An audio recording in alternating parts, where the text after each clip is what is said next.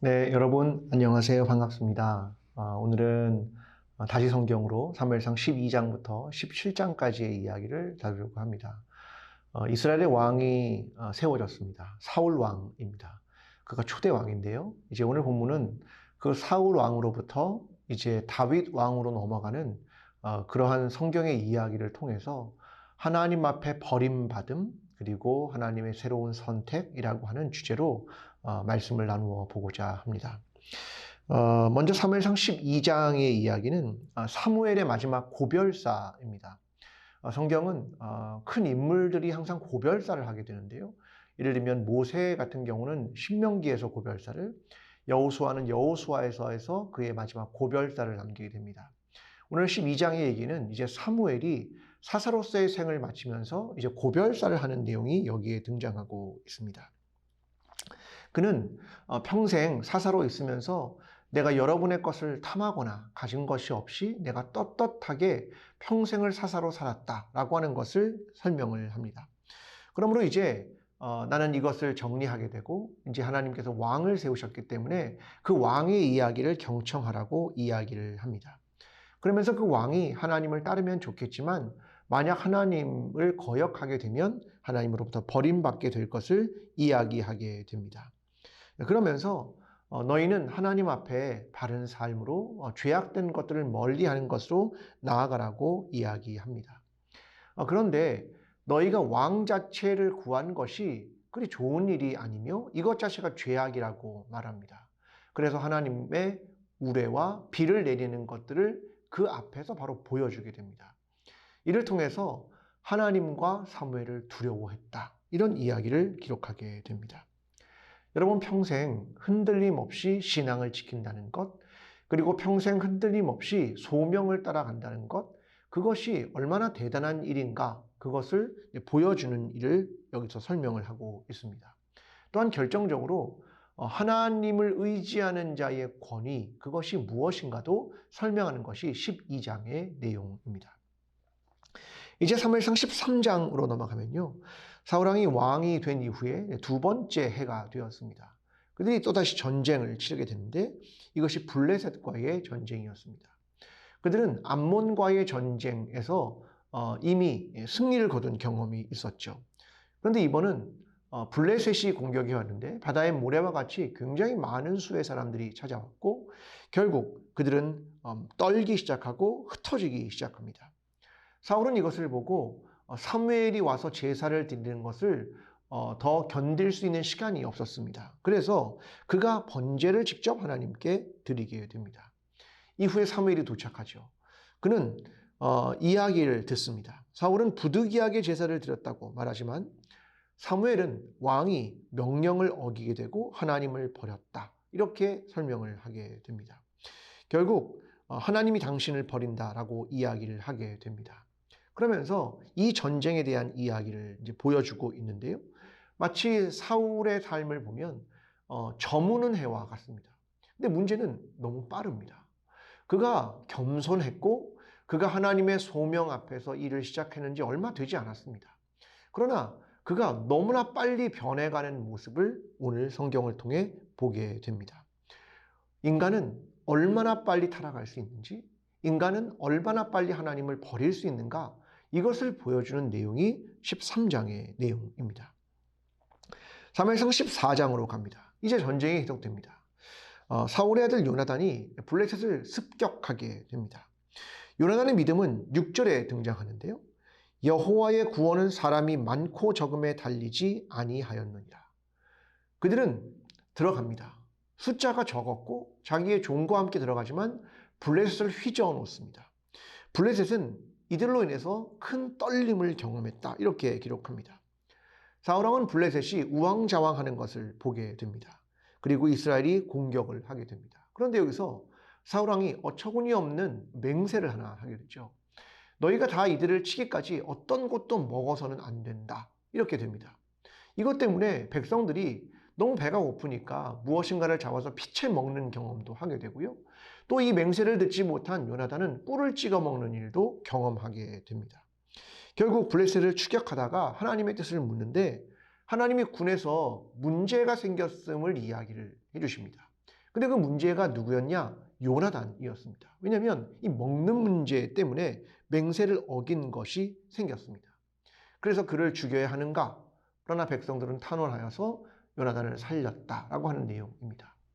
여기서 사울왕이 보여주는 것은 그의 맹세입니다. 그는 과연 하나님의 뜻이 무엇인지 이런 것들을 묻지도 않고 백성의 상황이 무엇인지 그런 것들을 생각해 보지도 않고 그는 여기서 맹세를 했습니다. 이것 때문에 생긴 여러 가지 문제들이 불거져 나오게 됩니다. 예수님은 우리에게 맹세를 하지 말라 이렇게 말씀하시죠. 인간이 얼마나 자주 변개할 수 있는가 이런 것들을 보여주는 거죠. 너희가 하늘에 대해서도 땅에 대해서도 너희 머리로도 어떤 것으로도 맹세를 하지 말라. 이것을 예수님이 말씀하시는 내용은 인간이 얼마나 연약한 존재인지 얼마나 쉽게 변하는 존재인지 얼마나 미래를 알 수 없는 존재인지 이런 것들을 보여주는 내용일 것입니다. 사무엘상 15장으로 갑니다. 이제 사울이 아말렉과의 전쟁을 하게 됩니다. 하나님은 본래 광야를 나올 때부터 아말렉 민족에 대해서 진멸하라. 이것이 하나님의 명령이었습니다. 역시 이번에도 아말렉을 진멸하라. 이렇게 하나님께서 말씀을 하십니다. 그래서 사울이 전쟁을 하면서 승리를 거두게 됩니다. 그런데 문제는 아각 왕도 살리게 되고 거기는 가축이나 또 사람들을 포로로 잡아서 노예를 삼게 됩니다. 여러분 이것은 헤렘이라고 하는 것, 모든 것을 죽이는 것, 이것이 하나님의 명령이었는데 이것을 어기게 됩니다. 하나님께서는 사울을 왕으로 세운 것을 후회하셨다. 이렇게 이야기합니다. 사무엘은 근심하면서 온 밤 여호와께 부르짖어도 봅니다. 그러나 결국 하나님은 그를 버리시게 되죠. 사무엘은 이렇게 이야기합니다. 하나님께서 원하시는 것은 제사가 아닙니다. 하나님께서 원하시는 것은 목소리를 청종하는 것입니다. 이야기합니다. 그 유명한 이야기가 여기서 등장합니다. 순종이 제사보다 낫고 듣는 것이 수량의 기름보다 낫습니다. 그 이야기를 하게 됩니다. 사무엘은 하나님이 사울을 버렸다고 이야기합니다. 사울은 이 사무엘을 붙들지만 옷이 찢어지게 되는 사건이 여기에서 벌어지고 사무엘은 결국 아각 왕을 처형하게 됩니다. 하나님의 버리심. 중요한 것은 승리가 아닙니다. 중요한 건 하나님의 말씀을 청종하고 있느냐, 이것이 이것의 핵심이었다라고 하는 것을 보여주는 겁니다. 자, 사무엘상 16장의 얘기는 이제 사무엘이 사울 왕을 버린 일 이후에 이제 다윗을 기름 부는 사건이 여기에 등장을 하게 됩니다. 그는 이새의 집으로 갑니다. 이새는 자기의 첫째 아들, 둘째 아들, 셋째 아들을 계속 보여줍니다. 그런데 다윗은 보여주지 않습니다. 왜냐하면 이새가 생각하기에 다윗은 왕이 될 후보군이 아니라고 생각한 겁니다. 그러니까 다윗은 원래부터 왕의 후보군에 들지도 못하는 사람이었습니다. 그러나 하나님은 그의 외모를 보시지 않습니다. 그의 중심을 보셨습니다. 그가 마음에 합했느냐? 이것이 하나님의 관심이었습니다. 다윗에게 결국 사무엘은 기름을 부어 왕으로 세웁니다. 사울왕은 악령으로 번뇌를 시작을 합니다. 한 신하가 이제 그에게 가서 다윗이라는 사람이 있는데 하나님이 그와 함께 하더이다.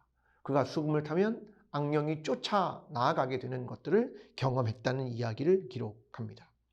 여러분 중요한 건 이 기름 부음을 받은 후에 등장하는 한 문장입니다. 여호와의 영에 크게 감동되었더라. 여러분 핵심이 뭐가 있냐면 하나님의 임재와 현존이라는 것이 있습니다.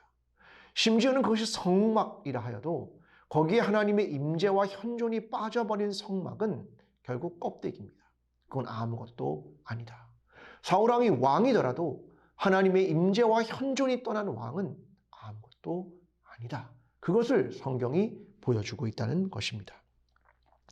사무엘상 17장으로 갑니다. 이제 이스라엘이 블레셋과의 또 전쟁을 시작을 하게 되는데요. 그때 골리앗이 등장합니다. 모든 이스라엘은 이 거인 앞에서 두려워합니다. 그때 다윗이 형들에게 음식을 갖다 주기 위해 전쟁터에 갔다가 이것을 보게 됩니다. 자신이 골리앗과 싸우겠다고 이야기하죠. 형들이 만류하지만 결국 이 전쟁에 나가게 됩니다. 사울왕은 그에게 그의 군복을 입혀줬지만 역시 불편했습니다. 익숙하지 않았기 때문이겠죠. 벗고 결국은 물매를 들고 나아가게 됩니다. 그리고 물매를 던져 골리앗을 쓰러뜨리고 그의 칼을 뽑아서 그를 죽이고 목을 베게 됩니다. 여러분, 다윗은 이제 이 일을 통해서 역사의 전면에 나타나고 이스라엘 사람들 가운데 영웅이 되는 과정을 보여주고 있습니다. 여러분, 그에게는 뭐 대단한 것이 있진 않았습니다. 그의 외모가 출중한 것도 아니었고 그는 한 목자에 불과했습니다. 그러나 하나님은 그와 함께 하셨고 그는 믿음이 있었고 그는 용기가 있었습니다. 여러분, 신앙이란 어느 누가 외모로 가늠하거나 판단할 수 있는 것 아닌 것 같습니다. 무엇을 재고하는 것도 아닌 것 같습니다. 하나님에 대한 믿음이 있느냐? 하나님의 영의 임재가 있느냐? 하나님의 임재와 현존이 있느냐? 거기에 결국 승패가 달린 것으로 보여집니다.